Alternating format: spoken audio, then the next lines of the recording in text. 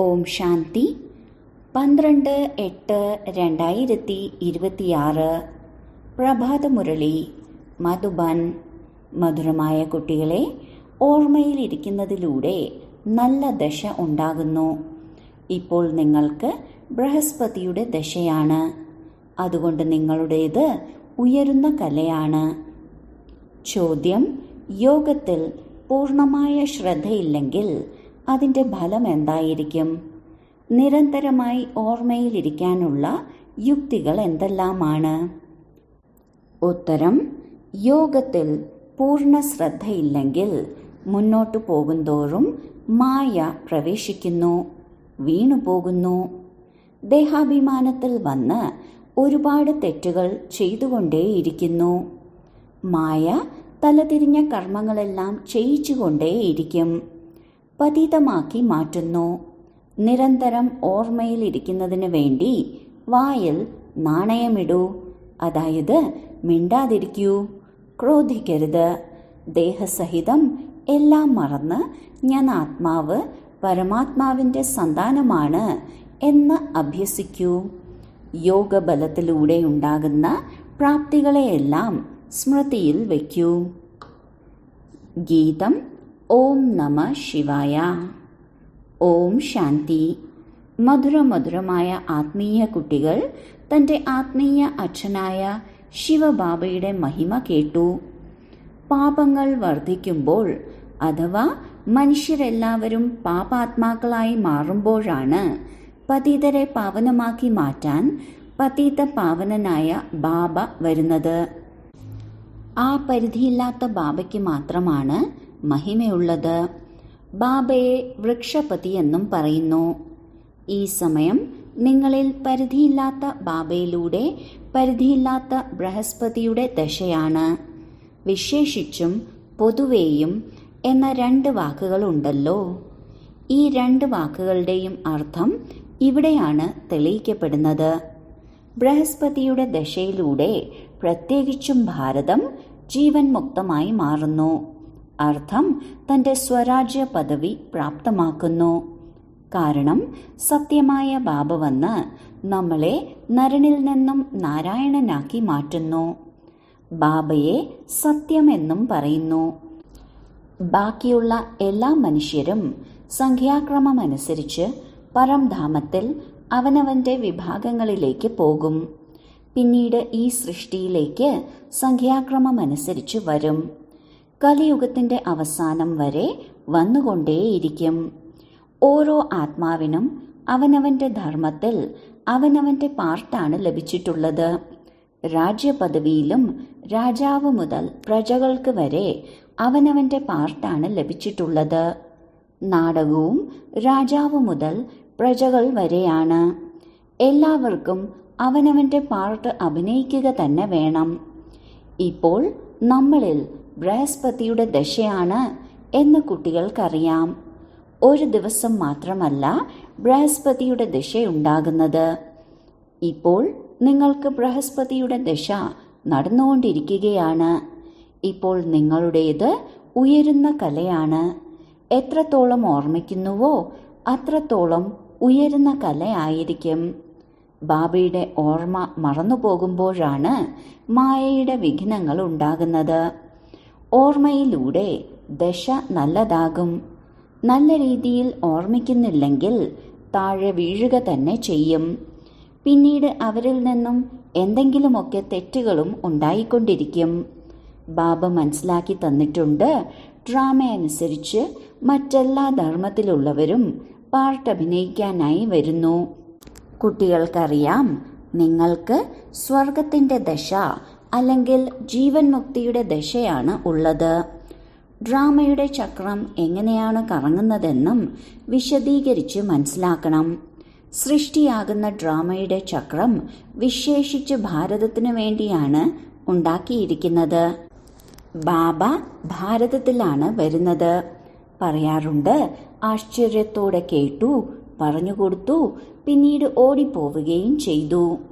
മുന്നോട്ടു പോകുന്തോറും മായ പ്രവേശിക്കുന്നത് കാരണം വീണുപോകുന്നു. യോഗത്തിൽ പൂർണ്ണ ശ്രദ്ധ നൽകുന്നില്ല.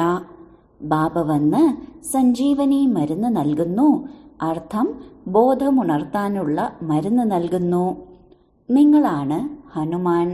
ബാബ മനസ്സിലാക്കി തരുന്നു, ഈ സമയം രാവണനെ ഓടിക്കുന്നതിന് വേണ്ടിയാണ് ഈ മരുന്ന് നൽകുന്നത്. ബാബ നിങ്ങൾക്ക് എല്ലാ സത്യമായ കാര്യങ്ങളും മനസ്സിലാക്കി തരുന്നു. സത്യമായ ബാബയാണ് നിങ്ങൾക്ക് സത്യനാരായണന്റെ കഥ കേൾപ്പിച്ച് സത്യയുഗത്തിന്റെ സ്ഥാപന നടത്തുന്നത്.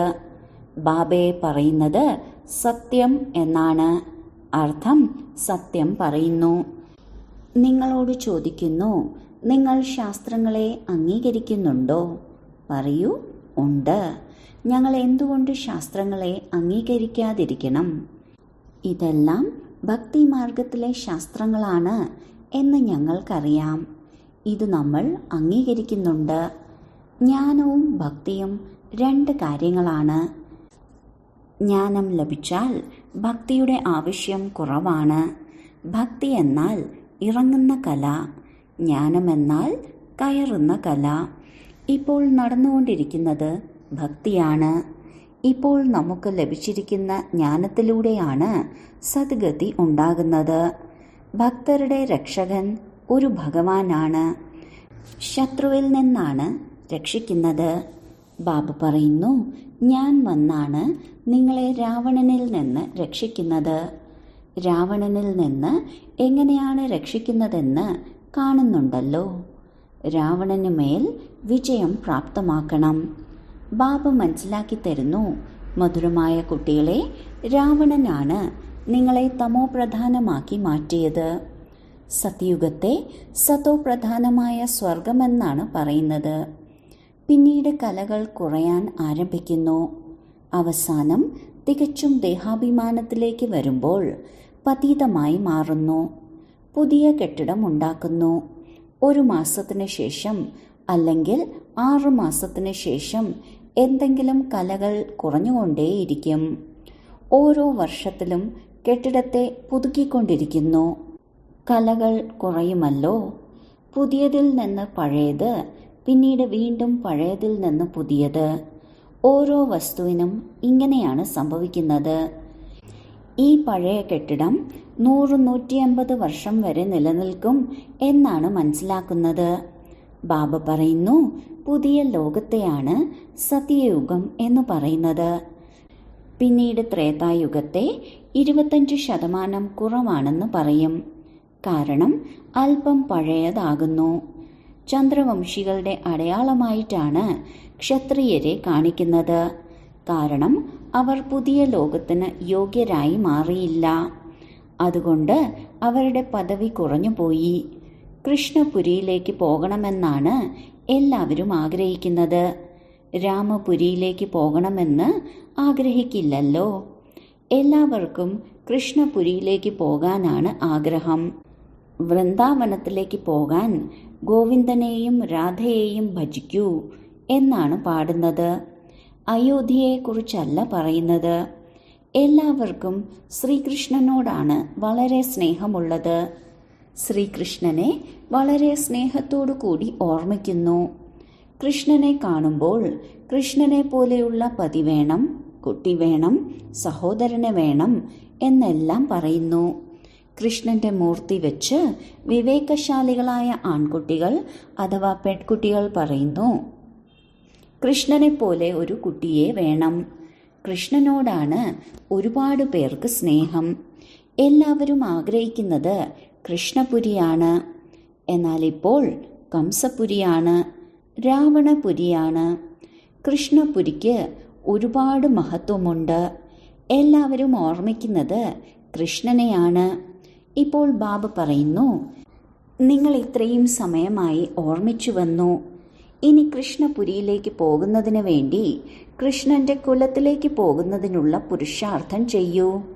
സൂര്യവംശി രാജ്യപദവിയിൽ രാജകുമാരന്റെ കൂടെ ഊഞ്ഞാലാടുന്നതിന് വേണ്ടിയും സൂര്യവംശികളായി 8 പേരുടെ കുലത്തിലേക്ക് വരുന്നതിനുമുള്ള പുരുഷാർത്ഥം ചെയ്യൂ. ഇത് മനസ്സിലാക്കേണ്ട കാര്യമല്ലേ?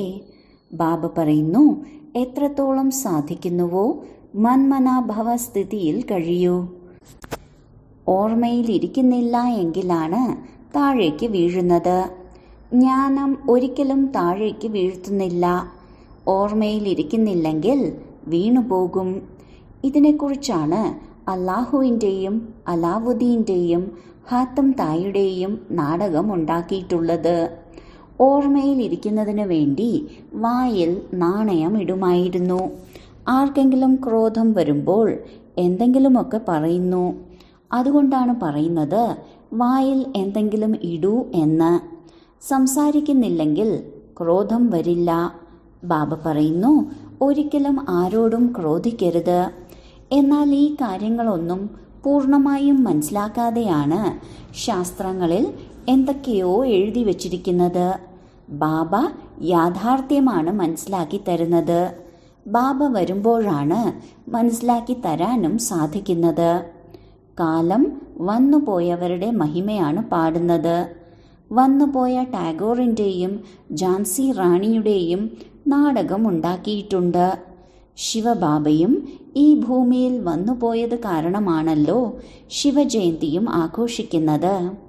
എന്നാൽ ശിവൻ എപ്പോഴാണ് വന്നത്, വന്നിട്ടെന്താണ് ചെയ്തത് എന്നറിയില്ല. ബാബ മുഴുവൻ സൃഷ്ടിയുടെയും അച്ഛനാണ്. ബാബ വന്ന് എല്ലാവർക്കും സദ്ഗതി നൽകിയിട്ടുണ്ടായിരിക്കും. ഇസ്ലാം, ബുദ്ധധർമ്മം മുതലായ ഏത് ധർമ്മങ്ങൾ സ്ഥാപിച്ചു പോയവരുടെയും ജയന്തി ആഘോഷിക്കുന്നുണ്ട്. എല്ലാവരുടെയും ദിവസവും തീയതിയും ഉണ്ട്. എന്നാൽ ശിവബാബയുടെ തീയതി മാത്രമില്ല. ക്രിസ്തുവിന് ഇത്രയും വർഷം മുൻപ് ഭാരതം സ്വർഗമായിരുന്നു എന്ന് പറയുന്നു. സ്വസ്തിക ചിഹ്നം വരയ്ക്കുമ്പോൾ 4 ഭാഗങ്ങൾ കാണിക്കാറുണ്ട്. 4 യുഗങ്ങളാണ്. ഒരു യുഗത്തിൻ്റെയും ആയുസ് കുറവോ കൂടുതലോ ആയിരിക്കില്ല. ജഗന്നാഥപുരിയിൽ അരിയുടെ പ്രസാദം ഉണ്ടാക്കാറുണ്ട്. കൃത്യമായി 4 ഭാഗങ്ങളാക്കുന്നു. ബാബ പറയുന്നു, ഇതെല്ലാം ഭക്തിമാർഗത്തിൽ തലകീഴാക്കി മാറ്റി. ഇപ്പോൾ ബാബ പറയുന്നു, ദേഹസഹിതം ഇതെല്ലാം മറക്കൂ. ഞാൻ ആത്മാവ്, പരമപിത പരമാത്മാവിൻ്റെ സന്താനമാണ്. ഇത് അഭ്യസിക്കൂ. ബാബ സ്വർഗത്തിൻ്റെ രചയിതാവാണെങ്കിൽ നമ്മളെ തീർച്ചയായും സ്വർഗത്തിലേക്ക് അയച്ചിട്ടുണ്ടാകും. നരകത്തിലേക്ക് അയക്കില്ലല്ലോ. അച്ഛൻ ആരെയും നരകത്തിലേക്ക് അയക്കില്ല. ആദ്യം എല്ലാവരും സുഖമാണ് അനുഭവിക്കുന്നത്. ആദ്യം സുഖം, പിന്നീടാണ് ദുഃഖം അനുഭവിക്കുന്നത്. ബാബ എല്ലാവരുടെയും ദുഃഖം ഹരിച്ച് സുഖം നൽകുന്നു. ആത്മാവ് ആദ്യം സുഖവും പിന്നീട് ദുഃഖവും കാണുന്നു. വിവേകവും പറയുന്നു, നമ്മൾ ആദ്യം സതോ പ്രധാനവും പിന്നീടാണ് സതോ രജോ തമോയിലേക്ക് വരുന്നത്. മനുഷ്യരും മനസ്സിലാക്കുന്നു, വിദേശത്തുള്ളവർ വിവേകശാലികളാണ്. വിദേശത്തുണ്ടാക്കുന്ന ബോംബുകളിലൂടെ എല്ലാം പെട്ടെന്ന് നശിക്കും. ഇക്കാലത്ത് എങ്ങനെയാണോ ശവത്തിനെ കറണ്ടിൽ പെട്ടെന്ന് തന്നെ ദഹിപ്പിക്കുന്നത്, അതുപോലെ ബോംബുകൾ ഇടുന്നതിലൂടെ, തീപിടുത്തത്തിലൂടെ എല്ലാ മനുഷ്യരും ഇല്ലാതാകും. വൈക്കോൽ കൂനയ്ക്ക് തീ പിടിക്കണം. കൊടുങ്കാറ്റുകൾ വരുന്നതിലൂടെ ഗ്രാമങ്ങളായ ഗ്രാമങ്ങളെല്ലാം കത്തി ഇല്ലാതാകും. പിന്നീട് ആ സമയത്ത് രക്ഷപ്പെടുത്താനുള്ള ഒരു വഴിയും ഉണ്ടാകുകയില്ല. വിനാശമുണ്ടാവുക തന്നെ വേണം. പഴയ ലോകം ഇല്ലാതാവുക തന്നെ വേണം. ഗീതയിലും വിനാശത്തെക്കുറിച്ച് വർണ്ണിച്ചിട്ടുണ്ട്. ബാബ മനസ്സിലാക്കി തരികയാണ്, യൂറോപ്യൻസ് ബോംബിടുന്നത് അറിയാൻ തന്നെ സാധിക്കില്ല. നിങ്ങൾ കുട്ടികൾക്കറിയാം, കൽപ്പം മുൻപും വിനാശമുണ്ടായിട്ടുണ്ട്, ഇപ്പോഴും ഉണ്ടാകും. നിങ്ങളും കൽപ്പം മുമ്പത്തെ പോലെയാണ് പഠിച്ചുകൊണ്ടിരിക്കുന്നത്. പതുക്കെ പതുക്കെ വൃക്ഷം വൃദ്ധി പ്രാപിച്ചുകൊണ്ടേയിരിക്കും. വൃദ്ധി ഉണ്ടായിക്കഴിഞ്ഞാൽ സ്ഥാപനയും ഉണ്ടാകും. മായയുടെ കൊടുങ്കാറ്റ് നല്ല നല്ല പൂക്കളെ കൂടി ഇല്ലാതാക്കുന്നു. പൂർണ്ണമായും യോഗത്തിലിരിക്കുന്നില്ല എങ്കിൽ മായ വിഘ്നമുണ്ടാക്കുന്നു.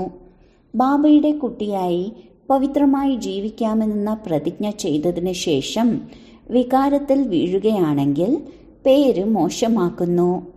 പിന്നെ മായയുടെ അടി വളരെ ശക്തമായിട്ട് ഉണ്ടാകുന്നു. ബാബ പറയുന്നു, കാമത്തിൻ്റെ മുറിവ് ഒരിക്കലും ഏൽക്കരുത്. കുട്ടികൾക്കറിയാം, ഭാരതത്തിൽ രക്തത്തിൻ്റെ നദികൾ ഒഴുകും. സത്യുഗത്തിൽ പാലിൻ്റെ നദികൾ ഒഴുകുന്നു. സത്യുഗം പുതിയ ലോകമാണ്, കലിയുഗം പഴയ ലോകമാണ്. കലിയുഗത്തിൽ നോക്കൂ എന്തൊക്കെയാണ്. എന്നാൽ പുതിയ ലോകത്തിൻ്റെ വൈഭവങ്ങളൊന്നു നോക്കൂ. ഈ ലോകത്തിൽ ഒന്നുമില്ല. കുട്ടികൾ വൈകുണ്ഠത്തിൽ പോയി സാക്ഷാത്കാരം ചെയ്തിട്ട് വരുന്നു.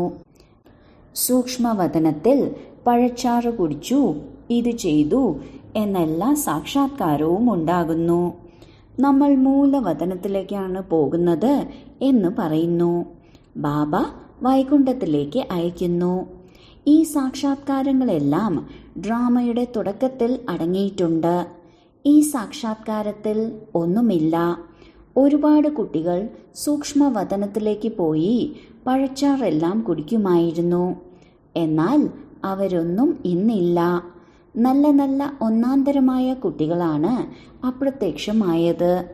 ഒന്നാന്തരമായി ധ്യാനത്തിൽ പോയി സാക്ഷാത്കാരമെല്ലാം ചെയ്യുന്നവർ പിന്നീട് പോയി വിവാഹം കഴിച്ചു. മായ എന്താണെന്ന് അത്ഭുതം തോന്നും. ഭാഗ്യം തലകീഴായി മറിയുന്നു. ഒരുപാട് പേർ നല്ല നല്ല പാർട്ട് അഭിനയിച്ചു. ആവശ്യ സമയത്ത് അവർ ഒരുപാട് സഹായിച്ചു. അവരും ഇന്നില്ല. ബാബ പറയുന്നു, മായയും വളരെ ശക്തിശാലിയാണ്. നിങ്ങളുടെ യുദ്ധം മായയുമായിട്ടാണ്. ഇതിനെയാണ് യോഗബലത്തിലൂടെയുള്ള യുദ്ധമെന്ന് പറയുന്നത്.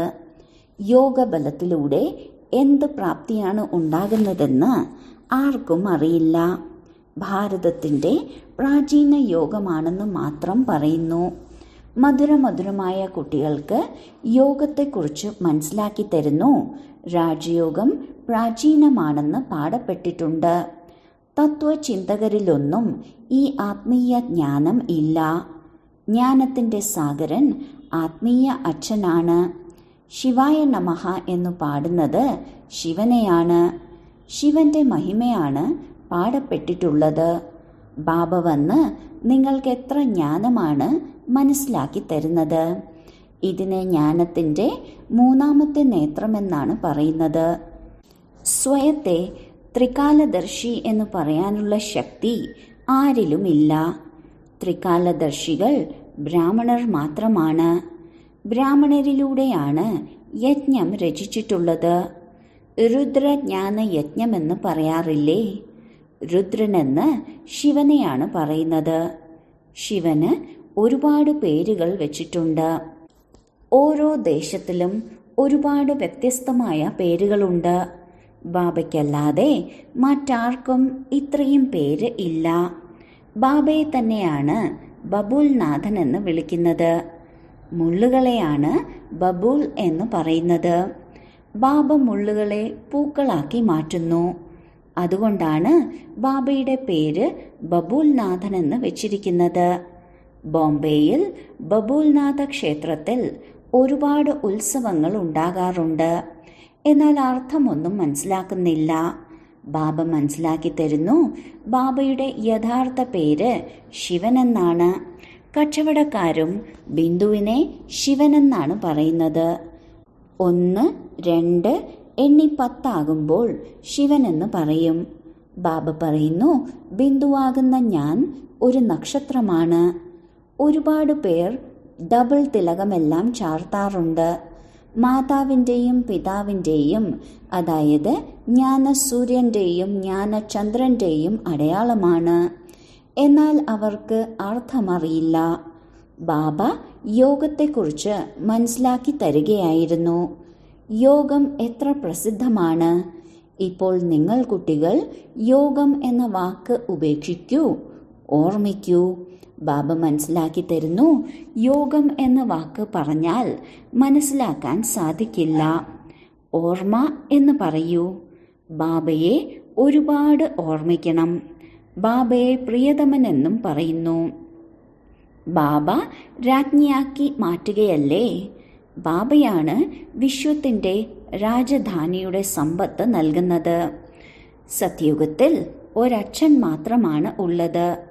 ഭക്തിമാർഗത്തിൽ 2 അച്ഛനും ജ്ഞാനമാർഗത്തിൽ നിങ്ങൾക്കിപ്പോൾ 3 അച്ഛന്മാരുമാണ് ഉള്ളത്. എത്ര അത്ഭുതമാണ്! സത്യുഗത്തിൽ എല്ലാവരും സുഖികളാണ് എന്ന് നിങ്ങൾക്ക് അർത്ഥസഹിതം അറിയാം. അതുകൊണ്ട് പാരലൗകിക ബാബയെ അറിയുന്നില്ല. ഇപ്പോൾ നിങ്ങൾക്ക് 3 അച്ഛന്മാരെയും അറിയാം. എത്ര സഹജമായി മനസ്സിലാക്കേണ്ട കാര്യമാണ്. ശരി, വളരെ കാലത്തെ വേർപാടിന് ശേഷം തിരികെ ലഭിച്ച മധുരമധുരമായ കുട്ടികൾക്ക് മാതാവും പിതാവുമായ ബാബ്ദാദയുടെ സ്നേഹസ്മരണകളും സുപ്രഭാതവും. ആത്മീയ അച്ഛൻ്റെ ആത്മീയ കുട്ടികൾക്ക് നമസ്കാരം. ധാരണയ്ക്കുള്ള മുഖ്യസാരം: 1. ഓർമ്മയിലിരിക്കുന്നതിനായി വായിലൂടെ ഒന്നും ഉച്ചരിക്കേണ്ടതില്ല. വായിൽ നാണയമിടൂ, അപ്പോൾ ക്രോധം ഇല്ലാതാകും. ആരോടും ക്രോധിക്കരുത്. 2. ഇപ്പോൾ ഈ ദുഃഖധാമത്തിന് തീ പിടിക്കണം. അതുകൊണ്ട് ഈ പഴയ ലോകം മറന്ന് പുതിയ ലോകത്തെ ഓർമ്മിക്കണം. ബാബയോട് പവിത്രമായി ഇരിക്കാനുള്ള പ്രതിജ്ഞ ചെയ്തതിൽ ഉറച്ചിരിക്കണം. വരദാനം: നിരാകാരി സ്ഥിതിയുടെ അഭ്യാസത്തിലൂടെ ഞാനെന്ന ഭാവം സമാപ്തമാക്കുന്ന നിരഹങ്കാരിയായി ഭവിക്കട്ടെ. വർത്തമാന സമയത്തെ ഏറ്റവും സൂക്ഷ്മവും സുന്ദരവുമായ ബന്ധനം ഞാനെന്ന ഭാവമാണ്. ഞാൻ എന്ന വാക്ക് ദേഹാഭിമാനത്തിനെ മറികടക്കുന്നതും അതേസമയം ദേഹാഭിമാനം കൊണ്ടുവരുന്നതുമാണ്.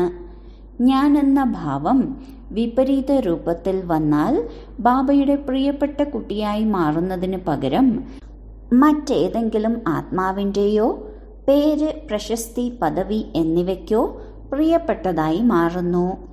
ഈ ബന്ധനങ്ങളിൽ നിന്നും മുക്തമാകുന്നതിനായി നിരന്തരം നിരാകാരി സ്ഥിതിയിൽ സ്ഥിതി ചെയ്തുകൊണ്ട് സാകാരത്തിലേക്ക് വരണം. ഈ അഭ്യാസം സ്വാഭാവിക സംസ്കാരമാക്കി മാറ്റിയാൽ നിരഹങ്കാരിയായി മാറാനാകും. സ്ലോഗൻ: ഏതെങ്കിലും നല്ലതോ ചീത്തയോ ആയ കാര്യങ്ങൾ കേട്ട് സങ്കല്പങ്ങളിൽ പോലും വെറുപ്പിൻ്റെ ഭാവം വരുന്നതും പരമതമാണ്. അവ്യക്ത സൂചന: അപവിത്രതയുടെ ബീജം പോലും സമാപ്തമാക്കി സമ്പൂർണ്ണ ശുദ്ധത, അതായത് പവിത്രതയുള്ളവരായി മാറൂ. സങ്കല്പത്തിലോ സ്വപ്നത്തിലോ പോലും അപവിത്രതയുടെ അംശം പോലും ഇല്ലാതിരിക്കുന്നവരെയാണ് സത്യമായ ബ്രാഹ്മണൻ എന്ന് പറയുന്നത്. ഈ ധാരണയെക്കുറിച്ചാണ് പ്രാണൻ പോയാലും ധർമ്മം കൈവിടില്ല എന്ന് പാടപ്പെട്ടിട്ടുള്ളത്. അങ്ങനെയുള്ള ദൃഢനിശ്ചയം ചെയ്യുന്നവരായ കുട്ടികൾ ഏത് സാഹചര്യത്തിലും തൻ്റെ ധർമ്മത്തെ അഥവാ ധാരണകളെ സംരക്ഷിക്കുന്നതിനായി എന്ത് ത്യാഗം ചെയ്യേണ്ടി വന്നാലും, എന്ത് സഹിക്കേണ്ടി വന്നാലും, എന്ത് നേരിടേണ്ടി വന്നാലും, എത്ര ധൈര്യം കാണിക്കേണ്ടി വന്നാലും സന്തോഷത്തോടെ തന്നെ മുന്നോട്ടു പോകും. ഒരിക്കലും പിന്തിരിയില്ല. ഓം ശാന്തി.